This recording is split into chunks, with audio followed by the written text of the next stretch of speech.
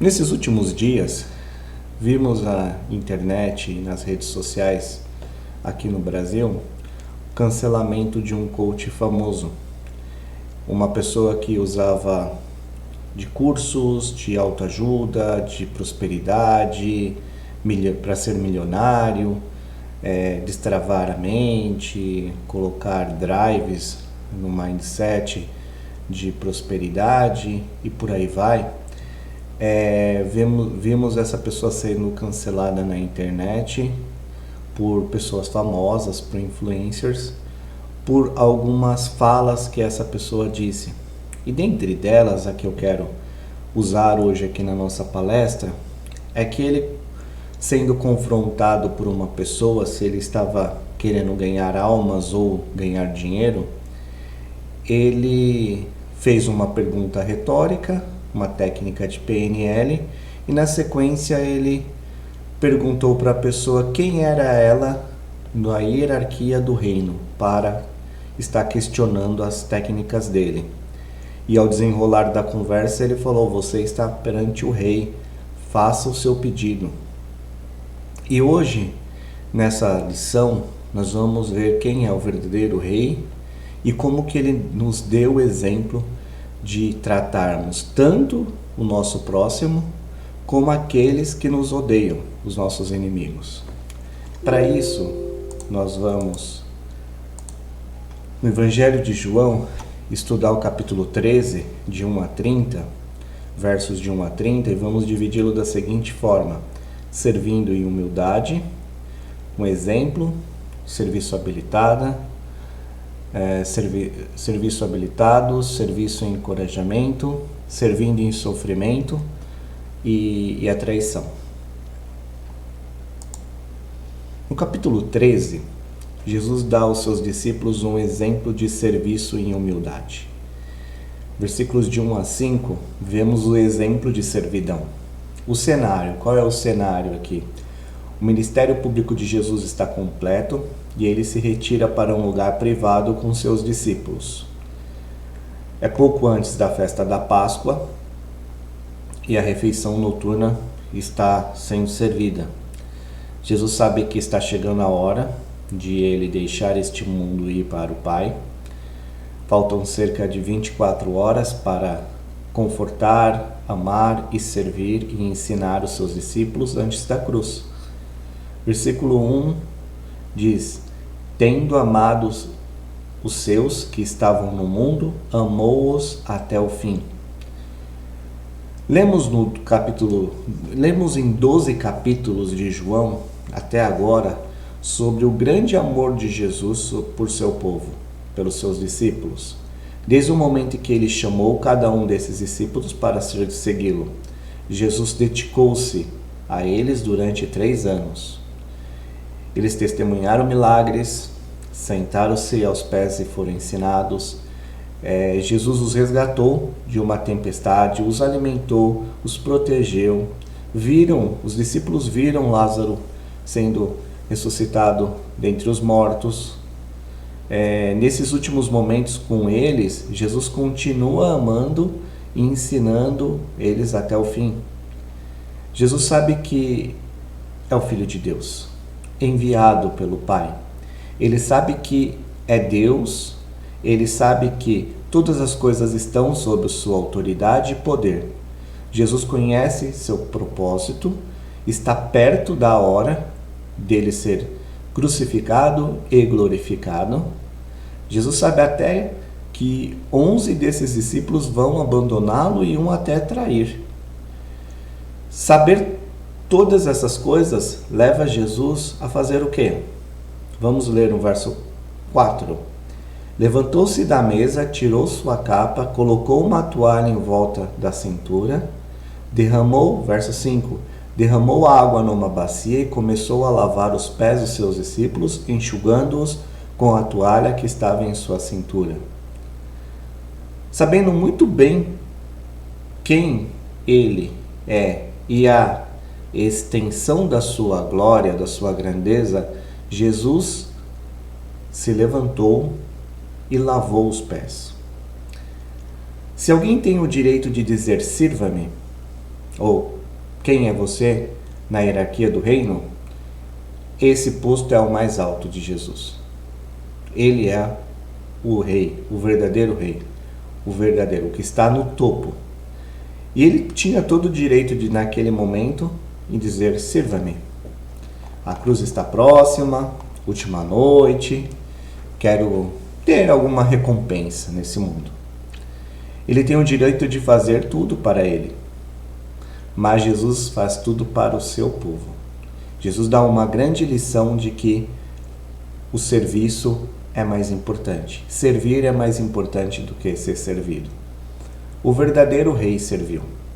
Ele tinha o direito de exigir qualquer coisa, até servidão ali, sirva-me. No entanto, ele serviu no lugar. Ele serve no lugar. Ele usa esta última noite junto com os seus discípulos como mais uma lição sobre o serviço e sacrifício. Mais uma oportunidade para mostrar aos seus discípulos o que significa segui-lo.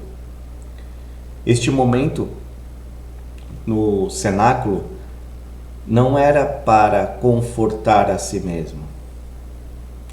Neste momento da história, não era para Jesus trazer algum conforto do que estava por vir, mas sim dar uma grande lição àqueles que iriam continuar a sua obra. Trata-se da preparação deles, dos seus seguidores. E por que lavar os pés?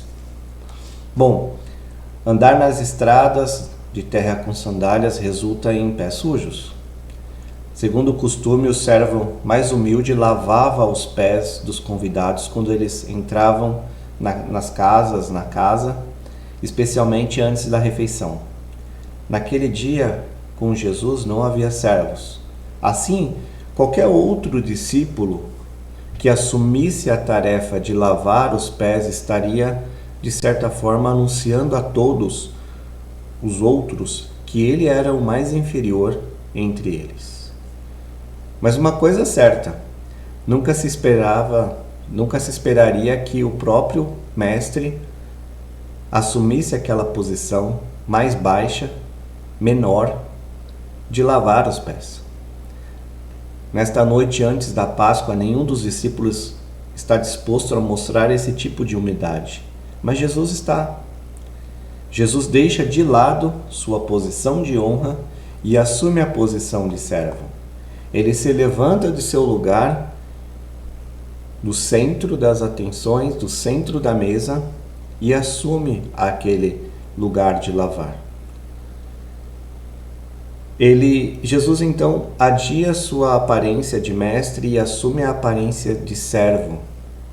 Ele troca ali de uma posição de autoridade para uma posição de serviço. Então, ele voluntariamente deixa de lado suas vestes externas, se enrola numa toalha, coloca a toalha na cintura. Jesus, aquele diante de quem um dia todo joelho se dobrará, assume a postura de servo. O Rei dos Reis se ajoelha para lavar os pés dos discípulos.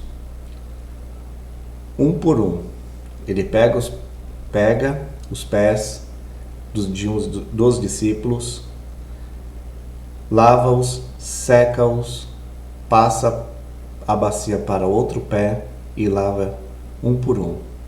Os discípulos provavelmente estavam confusos, sem palavras. Isso os fez sentir amados, talvez um pouco desconfortável. Você sabe, é preciso humildade para ser servido também. Você já teve seus pés lavados por alguém? Mas não alguém que não precisasse lavar os seus pés. Não, com um ato de amor, como um ato de serviço e não um ato de religiosidade e obrigação. Talvez não tenha sido lavar os pés, mas um trabalho incomum para você. Jesus mostrou este exemplo de serviço, de humildade aos discípulos, e agora ele explicará como seus discípulos podem também ser capacitados para servi-lo e para servir a obra de Deus. Versos 6 e 7.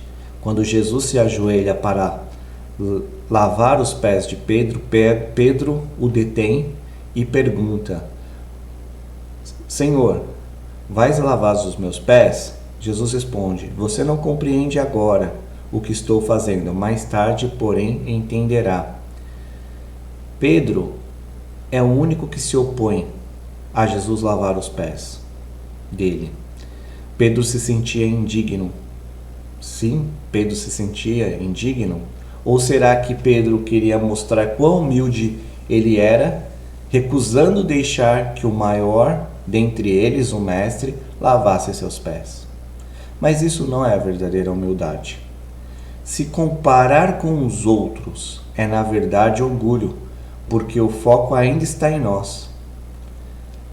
Então Jesus tira o foco de Pedro e fala no verso 8: Não, nunca lavarás os pés, Pedro diz. Jesus responde: Se eu não os lavar, você não terá parte comigo. Aqui Jesus está tirando o foco de Pedro e colocando o foco em si. Pedro acredita que Jesus é quem ele afirma que é. Ele acredita que Jesus é o caminho e quer fazer parte, sim, desse caminho. E ele diz então, Senhor, não apenas os pés, mas também as minhas mãos e a minha cabeça, tudo. Eu quero entrar de cabeça, corpo e tudo nesse caminho. Então Jesus responde no verso 10: Quem já se banhou precisa apenas lavar os pés. Todo o seu corpo está limpo. Vocês estão limpos, mas nem todos. Qual é a diferença entre banho e lavar os pés? O banho é a limpeza completa de todo o corpo.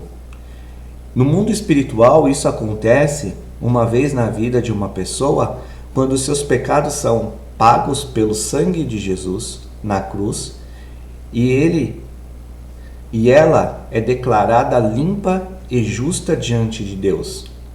Isto é o que podemos chamar de banho de salvação.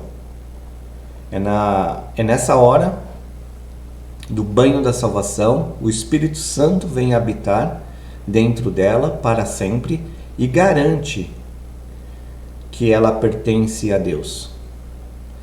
Mas lavar os pés não significa pés sujos à mesa. Aqui é sobre corações sujos. Coração que são declarados justos por causa da fé, mas que ainda precisam de limpeza diária. Lavar os pés é a confissão diária e o abandono do pecado, que é necessário porque ainda vivemos numa vida pecaminosa. Podemos ter tomado aquele banho de salvação, mas lutamos contra o pecado. O Espírito Santo trabalha em nossos corações e mentes para nos mostrar o pecado e nos capacitar a abandoná-lo. Este processo de remover diariamente a sujeira do pecado, confessar, Deus moldar nosso caráter para ficarmos mais parecidos com Jesus, é chamado a doutrina da santificação. Não é algo que fazemos por nós mesmos, assim como os discípulos não lavaram os seus próprios pés. A santificação é uma obra de Deus e do Espírito Santo. Nossos corações em suas mãos, as mãos do nosso Senhor e Mestre, removendo a impureza do pecado e moldando-nos em sua obra-prima, que reflete a sua imagem neste mundo. Deus quer limpar e moldar nossos corações para que sejam um reflexo dele. Recusar-se a lavar os pés e submeter-se à santificação resulta em servos inúteis, impuros. Mas quando nos rendemos e aceitamos sua lavagem, nossos pés limpos são encorajados e capacitados para ir e servir. Jesus incentiva seus discípulos a serem servos uns dos outros. Jesus dá uma ordem aos seus discípulos. Nos versículos 13 e 14. Vocês me chamam mestre e senhor, e com razão, pois eu sou. Pois bem, se eu, sendo Senhor e Mestre, lavei-lhes os pés, vocês também devem lavar os pés um dos outros. Lavar também os pés um dos outros. Como é lavar os pés um dos outros? Inclui lavagem espiritual e emocional, através de oração, encorajamento e apoio. Também ajudamos as necessidades físicas de uma forma prática. De quem são os pés que somos chamados a lavar? Uns aos outros. Ou seja, os discípulos, companheiros, seguidores de Jesus. Somos chamados a encorajar e servir uns aos outros. Até dos inimigos, sujeitos aquelas pessoas que nos perseguem. Lembre-se, Jesus serviu Judas. Somos chamados a servir aqueles como Judas, que se desviaram ou rejeitaram o Senhor. Quando você vê um amigo lutando na confusão do pecado ou alguma necessidade, como você reage? Uma pessoa que te magoou, de quem você discorda, um inimigo atolado no pecado, precisando de purificação, qual a sua resposta? Somos rápidos em criticar e darmos as costas? Ou somos rápidos em assumir a postura de um servo humilde e, por meio de nossas ações, encaminhá-los para Jesus, através de oração? Tem pessoas que vamos apenas orar, que estão distantes, mas temos que ter o coração puro em levá-las ao Senhor em oração. Jesus termina compartilhando razões pelas quais os discípulos deveriam seguir seu mandamento. Primeiro, se o Senhor serve, o servo também deve servir. Versículo 16 e 17, Jesus diz que o servo não é maior do que o seu Senhor e o mensageiro não é maior do que aquele que o envia. Se Jesus, o Mestre, serve, quanto mais o servo.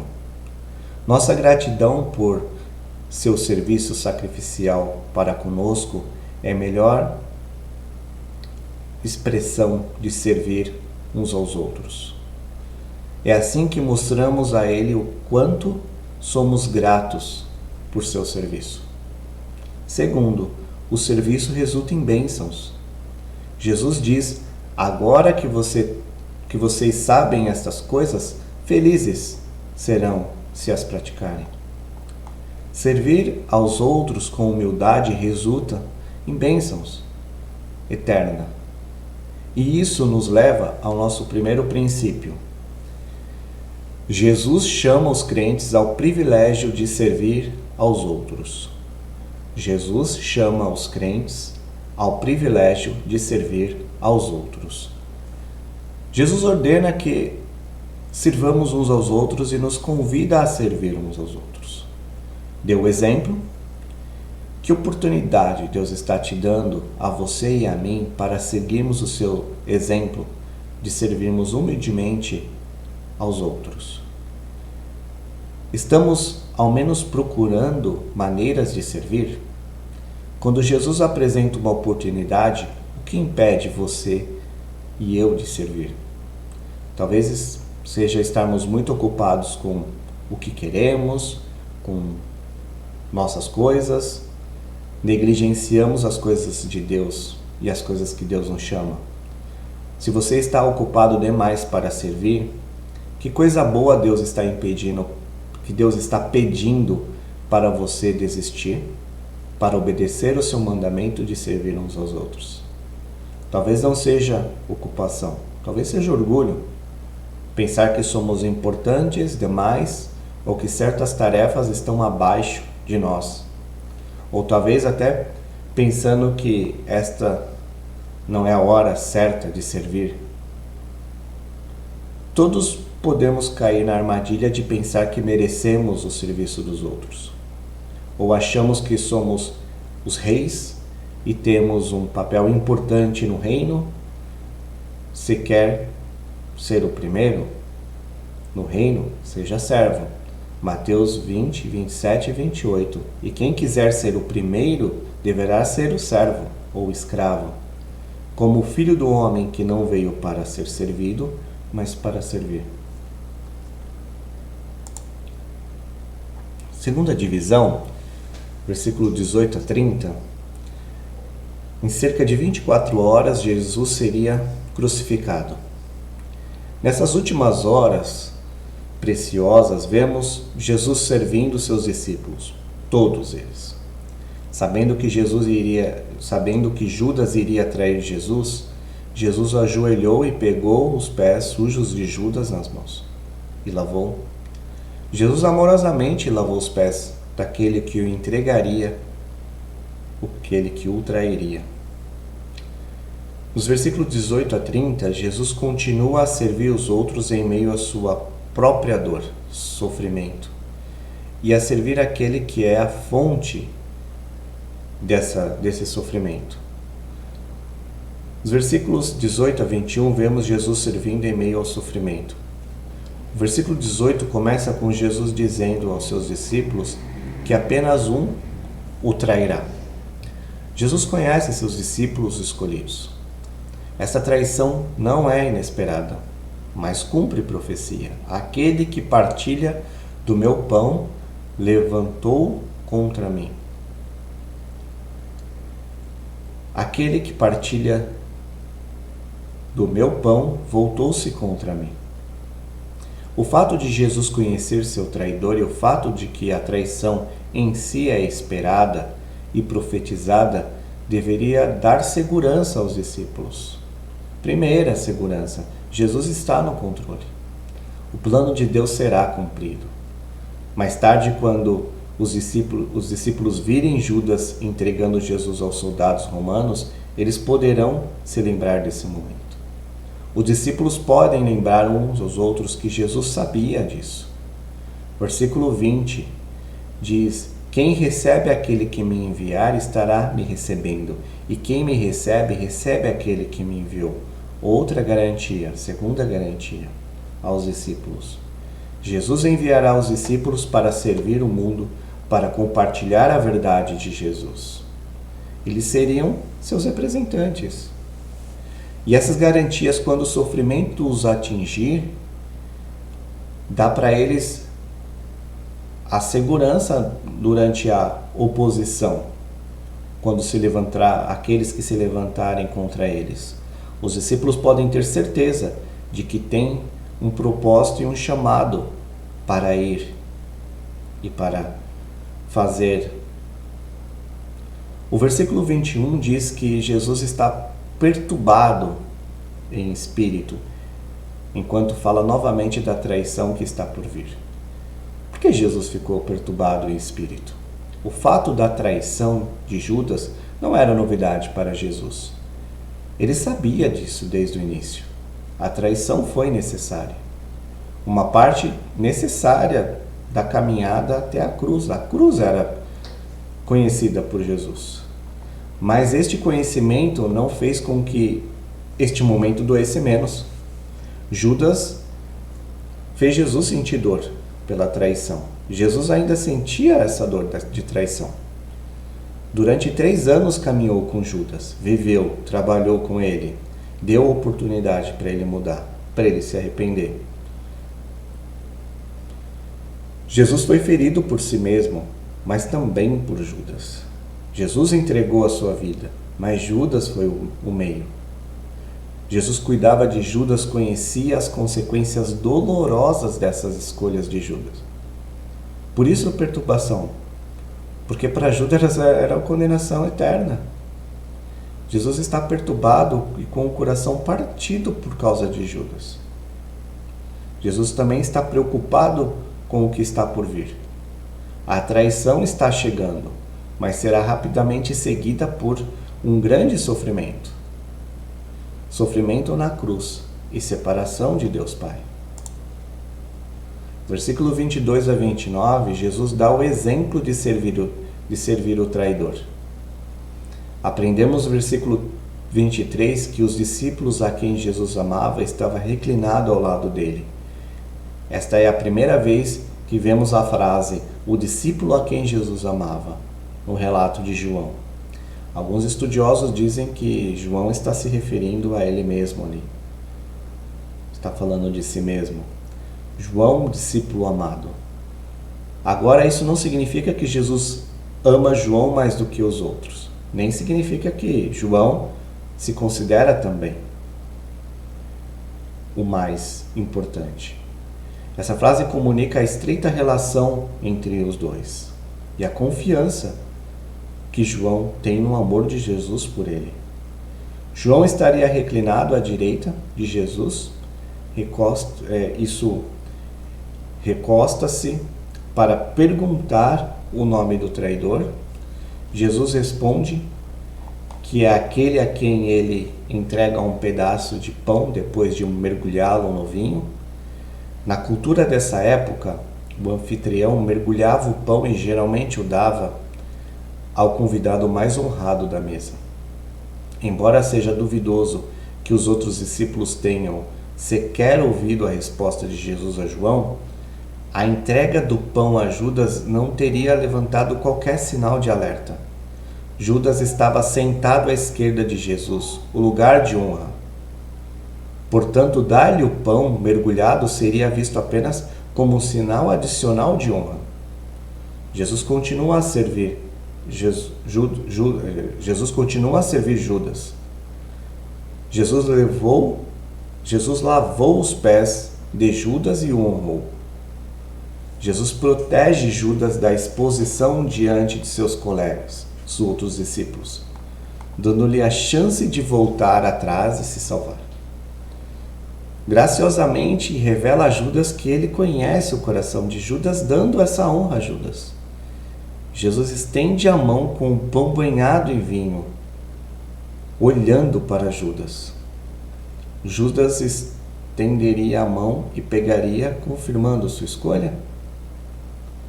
Jesus estende a mão com amor e Judas opta por pegar o pão, mas rejeita o Salvador. Assim que Judas come o pão, Satanás entra nele. Um comentarista explica desta forma: ao recusar-se a responder à mão estendida de Jesus, Judas fechou seu coração para Cristo e abriu seu coração para o diabo. Judas rejeitou toda a advertência, toda a convicção, todo o apelo e todo o ato de serviço de Jesus. Está feito. E agora Jesus afirma no verso 27, verso 27, o que você está para fazer, faça depressa. Jesus permite que Judas saia da sala, do lugar privativo. Só Jesus conhece o verdadeiro coração de Judas. No que diz respeito aos outros discípulos, ninguém tinha nada suspeito.